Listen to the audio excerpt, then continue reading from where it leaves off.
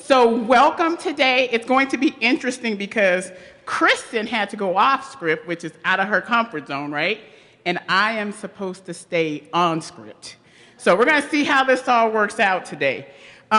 There is a great picture up there of me and the children from Alice Smith, and they have a community garden. It was fun visiting a community garden this year. Jackie and Arch, are you in the room? Hi. So when we were walking around, kids were pulling stuff out of the garden and putting it in my mouth. I was like, can we wash this first, please? But you know, kids, and so we're like, let's wash it. But so many great fruits and vegetables on that garden, and I know many of you have community gardens, but it was really fun to see the kids get in the dirt and talk about food and how they arrive at the table. When we talk about farm to table food, many of you have those gardens, and it was really fun to see that. I would also like to, well, Katie, you introduced the board, so I'm going to go off script there, but can the board members just stand up for a second? I think it's important for you to stand up. Let's give them a round of applause. They have hard jobs too, and we appreciate their commitment to our students. Next, I would like to introduce our association presidents, and with us we have Nathan Anderson and Tom Strauss. Stand, please. Melissa, I didn't see Melissa this morning. Hi, Melissa. Allie, I did see Allie somewhere this morning walking. Allison, there, Allie, hello. Vanjie and Ed. Vanjie, well, we know Vanjie's here. Is Ed here today? Ed is funny, school police, he's a funny guy. And then Vanjie, of course. Thank you for all you do for your associations and our monthly meetings. Right now, I'd like an opportunity to introduce you to the leadership team, and I'm not going to talk about every one of them, but I want each person on the leadership team to stand up. You will see their beautiful faces. Okay, wait a minute. I'm going to need everybody on the leadership. Thank you, Troy.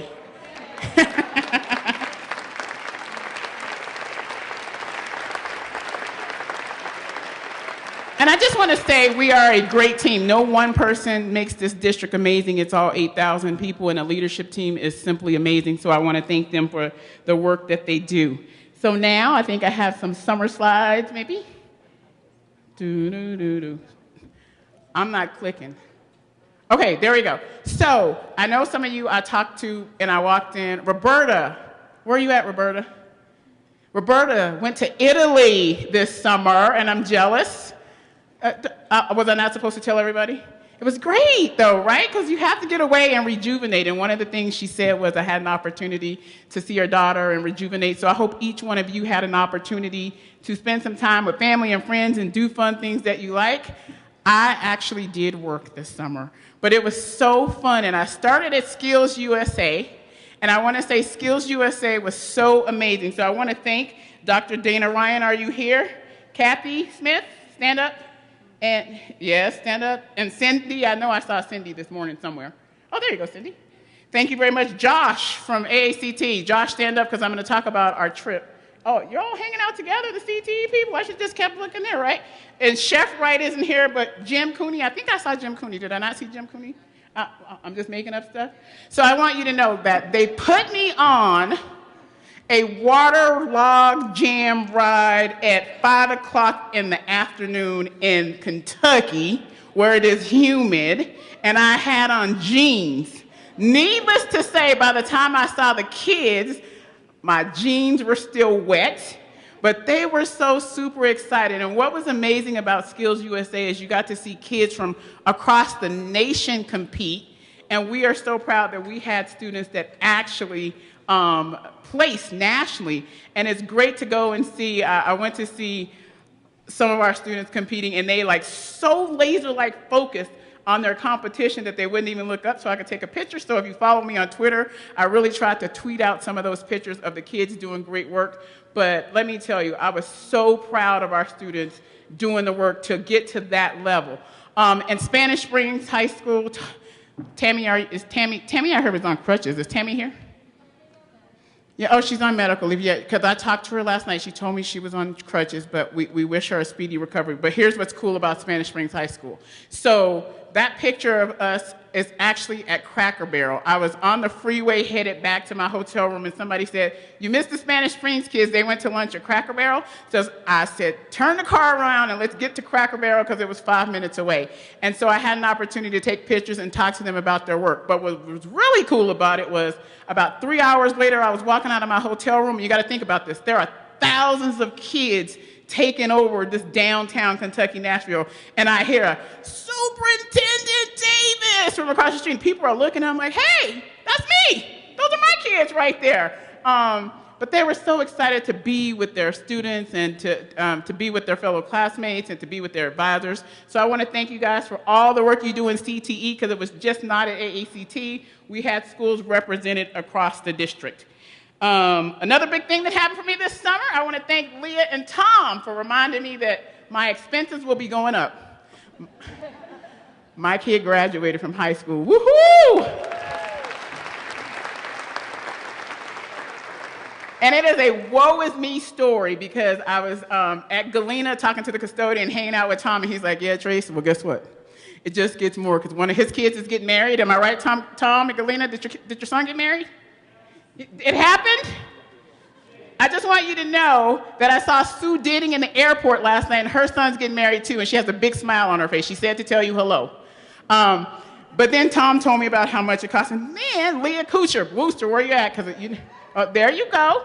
We were talking, and of course, I know Zoe, and she was sharing with me, "Well, Tracy, just know that it's going to cost you more money." And I want to testify to you that 6 months into going into her leading to graduation, I was like, that is not true. I am 2 months in the summer, and I probably spent more in this 2 months than I spent her whole year in high school. And it is killing me, but I am so glad she got to the finish line, because I think it's important, and we all know there's no secret, my kid has an IEP, but for a kid to open a college letter and get into college and to struggle and be super excited, for me as a parent, it's like, this is amazing, because we do good work, and there are hopes and dreams for kids in our district to get to the finish line.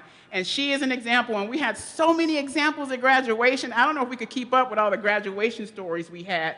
And to see elementary principals come in and hugging kids and crying and hearing their stories, it was really a tale of the journey, because the road to graduation is never about the senior year. The road to graduation starts when they walk into our doors in kindergarten. And you could see that through the stories that they would tell about their third grade teachers or some of their principals in elementary school that were mean to them, that really wasn't mean, and then they learned their lesson and they explained it all. So thank each one of you for what you do, because everyone in this room contributes to the success of our students. And I'm back on script, whoever's clicking for me, like, there you go off script, Davis. So as you begin your year, we're going to talk a little bit about some of the things that are going on. I want to highlight so you know what's happening. So school safety has been a big, big, big issue across this country. As you know, there's been school shootings. Our governor has assigned a task force. So some of the things I want to share with you that has been going on. One of the things, we're implementing a visitor management system district-wide, and we want to thank the Pennington Foundation who funded that for some of our schools. So that will be happening. Single point of entry for our elementary schools. We've expedited that. So by 2020, all the schools should be finished at our elementary, and we're excited about that, because that's one of the single most concerns we hear from our parents. As many as you know, we talked about the governor's safety force. Chief Trevino, are you here, Chief, somewhere? Hey, Jason, come up so we can see you hiding back there. Everybody, thank you, Jason, for you and your department and what you do for our children. And then do we have Catherine Loudon? I didn't see Catherine. Where are you? Catherine, thank you for what, let's give Catherine a round of applause, yes, for what she does. They actually know that this wasn't even in the speech. They didn't know I was going to be calling out, but I think it's imperative that you know that both of these individuals sit on the Governor's Safety Task Force along with me. They actually sit on some of the committees that are ad hoc to that committee, and they're doing great work, and there's recommendations coming out. But middle school principals, I want you to know that every superintendent in the state of Nevada believes that there should be a dedicated school resource officer or police officer at your school, and we are pushing for that as part of the safety for our students. So just know, and Catherine and Jason and myself have been an advocate for that to happen.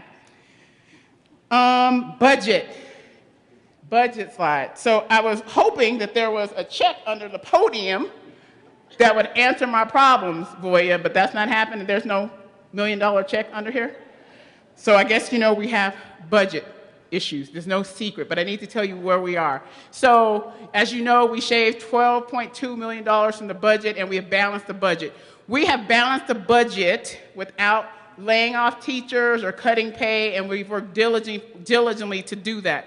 But we still have budget issues, so there's no secret. We are not out of the dark right now. We are still fighting for our $6.5 million that they owe us from the last session.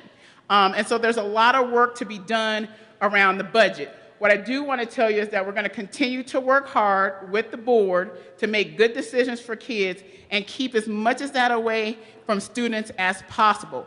The biggest thing that has to happen this session, and I know many of you talked to me about that, is we have to fix the funding model in Nevada. If that doesn't get fixed, it doesn't matter who sits in what seat, we're going to have budget issues. And so we need to look at how we take care of our students across this state. And so there will be a heavy emphasis by all 17 superintendents, by our associations, by our boards, to challenge the legislature to fund students better so we can take care of our kids, so we're not cutting teachers, we're not increasing class sizes, and all the things that we know happens when the money gets short. I am so proud of Mark Mathers, stand up. Mark's like, ooh. Mark is the new Tom, but he's not a new Tom because now he's Mark and there's no Tom. Mark, stand up again. You try to be quick with it. Mark has the task of challenging our district to be the first district to do priority-based budget, right? And it is not an easy task, but the district, the board, the leadership team has been working on that, and I want to publicly thank you. Now you can have a seat. You're like, Tracy, please, can I sit down? But it is not easy, and it's hard work, and there's lots of times we are pulling our hair out trying to figure it out. But Mark and his team has done a remarkable job, and so Mark, I just want to thank you for taking on that task during this time because it's not an easy task. I'm almost on script. Capital projects, schools. This has been the part of the summer that I love. This is the part of the summer where I actually get to put on like closed-toed shoes. Okay, not really, because the people at Sky Ranch told me that I need to wear steel toes, and I didn't have on sandals, I did have on tennis shoes. But new principals, Laura, Gina, and Dawn and Gotti, are you here? Stand up, stand up, stand up, stand up. Let me tell you, the hardest thing to do is to open 3 schools in 1 year. And so they are helping us through, thank you very much, thank you, helping us through the roadmaps of the things that pop up with the team. So it's not just a district issue, it is an issue that we all work together to come up with solutions for the schools. Our capital projects team is working at speed to renovate schools. If you have some of those schools, you know, I've been to some of those schools this summer. I'm happy to report that more than half our schools have received some much needed renovations over the summer. We're working hard to create equity at all the schools. As part of renovations, exciting things are happening with energy savings. We've improved energy efficiency at 33 sites, and including providing lighting so classrooms' lights don't flicker. And I'll tell you, I was at Worcester looking at the lights, and it was dark. But let me tell you, it is bright at Worcester in a lot of spaces, and they're doing good work, and we're super excited about that. You see the light. That is so true. We were at Lynn's and Piccolo. Piccolo is looking awesome.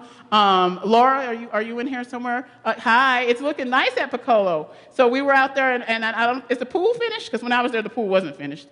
Not finished, but Piccolo is actually getting a much-needed upgrade to the pool because the pool was, I don't know, 40 years old.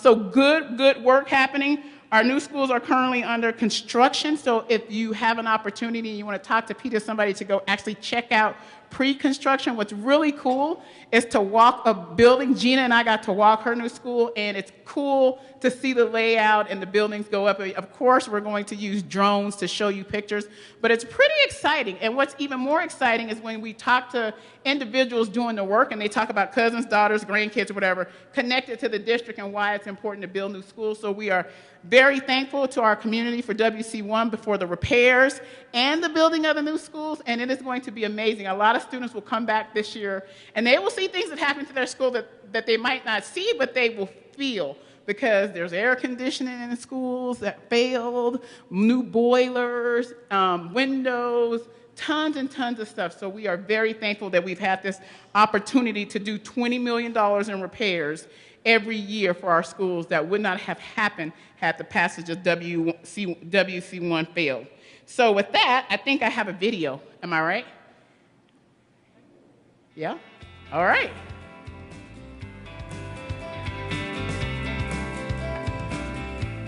Welcome to the 2018-19 school year at the Washoe County School District. To kick this year off, I want to first say how thrilled I am to work with each and every one of you. All of us are nearly 9,000 employees, from teachers to bus drivers to education support professionals, counselors, nutrition service workers, administrators, and much, much more, work together to serve our 64,000 students. Together, we are providing a better tomorrow for our students, families, and our community. It is our responsibility to encourage curiosity, accountability, work ethic, and a love for learning. We support our families as we work hand in hand to help students find academic success. We do this by educating the whole child. This means using our 4 fundamentals as the foundation of all we do and implementing social and emotional learning to ensure every child's well-being. This year, we are developing our equity plan, which will help build a safe and inclusive school community system, narrow achievement gaps, and strive toward equity and access for all. We are proud of our district's efforts to increase the graduation rate. We have made significant strides in closing achievement gaps by increasing the graduation rate for all student subgroups, including all races and ethnicities, special education students, low-income students, and children in transition. Our capital projects team is working hard to upgrade, repair, revitalize, and build new schools to ensure that all students have equitable access to warm and inviting classrooms and innovative educational tools. In the coming year, I will continue to work with all school district board of trustee members, Nevada superintendents, legislators, and the newly elected Nevada governor to find solutions to properly equitably fund Nevada's schools. As I mentioned earlier, the most important task for each of us is creating positive and welcoming climate for every student and family member who enters our doors. From the moment a student steps on a bus or a family walks into our schools, we aim to instill a sense of belonging and pride for the community that we serve. Listen to what some of our students and families tell us about what they hope for in our schools. There are some great teachers that step up to that kind of parental role, and I love that.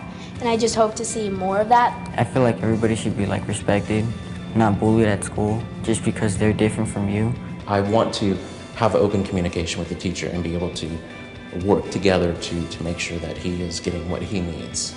Necesitamos a alguien que hable español, que sea amigable, que nos dé una sonrisa cuando llegamos a la escuela y no se sienta uno intimidado a preguntar. A lot of teachers struggle to notice that every student's different. I had a teacher that actually took time out of her time, actually sat down and kind of review what I was struggling, and so that was very helpful as well. If teachers could find a different way to teach or do more hands-on, that would help a lot for students. I think that the teachers can let family know what's going on in the school and in the community and stuff. Engaging the children, not just my son, but all children, and getting them to work together and to feel confident and comfortable in their goals. Hearing from students and families makes me want to create that experience they dream of, and I hope it helps all of us focus on what's important about the work we do every day. Thank you for your dedication, and thanks for making a difference in the lives of every child by name and face to graduation.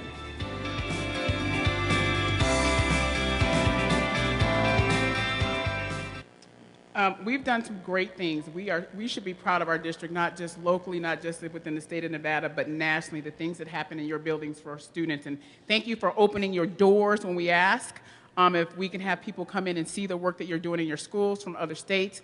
And people are just super impressed with our journey of what we've done for kids.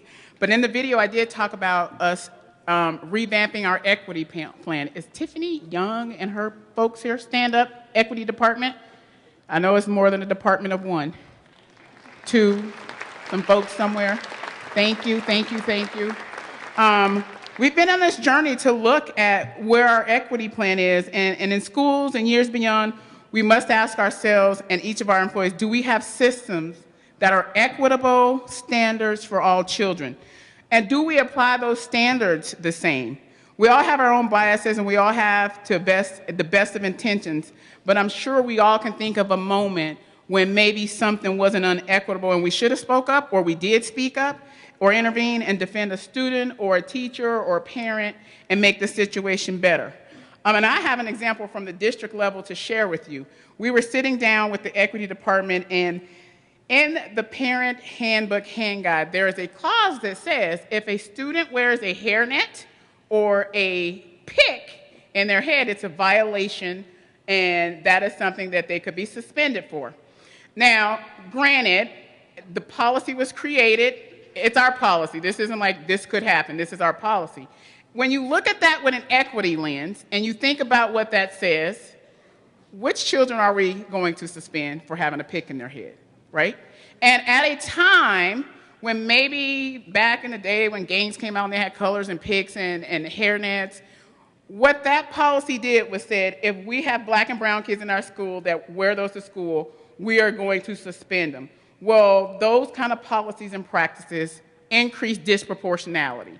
And so we as a team, as a board, as a superintendent, as administrators, we will have to challenge ourselves and go deep down and look at the policies and practices we have in place and say, is this a policy and practice that's equitable? Because if a group of kids can wear a comb because their hair is different, but another set cannot, we have created inequity in our buildings. So we are tasked with it, not just when we ask you to do this work, we are asking ourselves at the district level to look at board policies, to look at practices at the district level that we have found may have created inequities in our school, and we need to address them with the lens of how do we make this better for all students that we serve. And I think that the call of duty for us this year, and I've made this clear in the State of Ed, I talked about it, is we are going to address equity. And it is not an easy conversation. And I can tell you, even when I am sitting with the groups of chiefs and we have conversations about this, it is hard. And I can tell you that Kristen and I, she's like, Tracy, please do not use this example. Please do not use this example. Please, please, please. I'm not. But we've had to sit down and challenge each other, right? Like, this is no secret. This is heir apparent. She is a white female. I am an African-American female. Our journeys are different. How we view the world sometimes is different. How we view kids are the same every day, right? We believe in all kids every day. But we have challenges. And what does that look like? Because sometimes I don't understand her vantage point. I'm like, I don't understand that because that ain't how I see it. Let me tell you about mine. But we're okay to have those courageous, hard conversations with each other. And sometimes there's a tear or two. Either way, right? Because we've made each other mad or we may have hurt each other's feelings in a way. But we get to a better answer for our organization, right? Because the intent is never to harm. The intent is never to hurt. But the intent is a call for action because we are doing so well and we got to get to the top of the mountain and we're almost there. When we look at what's happening in our district, and I'm going to show you some data later, we know that it is definitely time to do an equity lens. And listen, I know that Glenn Singleton came before I got here and all that kind of stuff. We're doing a different type of work. It's the same work, but we're going to look at it from a vantage point of policy and practice through data, and then how to support schools. Last LTL, I was in a session, and they were talking about the problems that happen in their building, and it's nice that there are these sessions that we offer so you can open up and get support, because someone said, yes, that happened to me. Here's how I solved this problem, how I address it. As a professional learning community, we're going to have to help each other. Because there's going to be things in our backpacks that some of us can't help with because you haven't experienced it, right? And there's going to be things that we might have to go outside to get help. But there is a call to action around equity and diversity in our district in a very thoughtful manner. And so I want to thank a couple groups. So there is an equity task force team. Kristen, what is it called? The Equity Access? The Equity Access Task Force. If you are members of that team, can you stand up? There's teachers, principals. Yeah, don't be shy. Stand up.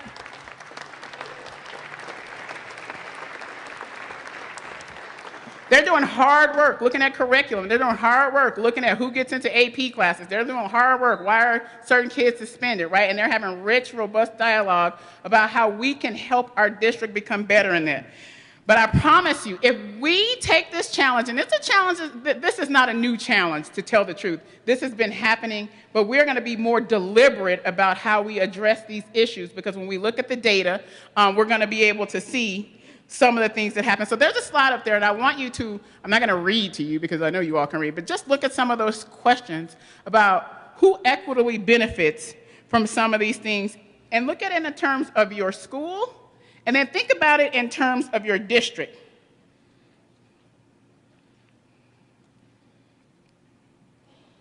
And what we know is graduation rates are rising. What we know is we're closing achievement gaps for all kids when we think about subgroups. Our 4 fundamentals have guided our path. We've stuck to those 4 fundamentals. We're looking at tweaking them and working with the committees. We've worked on social emotional learning. We have had all these foundations for some of these things. And what we know is there are still areas in which we can improve. So we're going to fine tune this work. Is that my wink for you to go to my next slide? So, can you go back to the one-to-one slide? I don't know if you can, how well you can see this. So Ben and his department pulled some data for us. And this is the disproportionality slide. And we're not going to do a lot of pieces with this. I'm going to show you one example. But this is information we provided to the board, and we said, here's what we know. If you look at that information, you can see if you're an African-American student, you're more than likely to be suspended versus if you're an Asian student. If you are an ELL student, you're more not likely to be in the gifted and talented program. And so there's work for us to do. And so we have a different slide to just give you an example of singling out one piece. Next slide. Thank you. If we look at this slide and look at this breakdown of access to AP and IB, right, we are looking at our kids and saying, where should we be? A 10 to 10 would be proportional of what we want. But when you look at this, we see that we have gaps. And part of the question is why? Like drilling down really deep to figure out why do we have these gaps and looking at an equity lens. So it's not in isolation. When we talk about the Equity Task Force, they're working with Tiffany's department, working with SEL, working with curriculum. All the pieces work together. So it's not in isolation that we look at data to see where we want to go. Next slide, please. Thank you very much. So I hope that you've had an opportunity to look at some of these slides and look at some of the things we're talking about. The equity work, I sat down with a couple principals and they said, Tracy, but it feels like, it's hard. And equity work is hard, but it's good work. So I'm going to challenge you as I challenge myself and I challenge the board. We cannot say we want everybody to be trained in equity principles in schools and not train the operational side of the house. So part of the task is this is not just a school initiative, it is a district initiative. So when I tell you that if you are the chief CFO, the finance department will have equity training, HR, the board, the superintendent, all the training received, the 14 hours, will happen at the operational side for district leadership. It will happen for the board and myself because the value of it is it's not for them, it is for all of us and for all of us to be on the same page. So with that being said, I am super excited to introduce our next speaker, or our speaker of the hour. I just met her this morning actually, but some of our employees heard her speak in Chicago, and I remember just getting text messages, Nicole, like, Tracy, you have got to hear her speak, this is good stuff. So they convinced me, they said, this is the person we want to have speak on our opening. So I'm going to be just as delighted to hear about your work and the work you've done across this country to talk about inequities in schools and challenges that we face. So Nicole Hannah-Jones covered racial injustice for the New York Times Magazine, has spent years chronicling the way official policy has created and maintained racial segregation in housing and in schools. She has written extensively on the history of racism, school resegregation, and the disarray of hundreds of desegregation orders, as well as decade-long failures of federal government to enforce the landmark 1968 Fair Housing Act. And I think this is an interesting time, because I don't know if you're following this, but there's some interesting things going on in Alabama, right? With board versus the Brown in Education and gerrymandering to do some things, and it's starting to happen and pop up across the country. She received the Fellows for Reshaping National Conversations in Education Reform and for her reporting on racial resegregation in our schools. This is the latest honor in a growing list. She won a Peabody, a Polk, and in 2017, a National Magazine Award for her story on choosing a school for her daughter in a segregated city. She is currently writing a book on school segregation called The Problem We All Live With, to be published on the one-word imprint of Penguin Random House. Please give a warm welcome to Nicole Hannah-Jones. And Nicole, thank you from New York, right? Yeah, I got back from Atlanta, so it was a crazy flight, so I know what you're feeling, but we are so happy you came. Let's give her a warm welcome.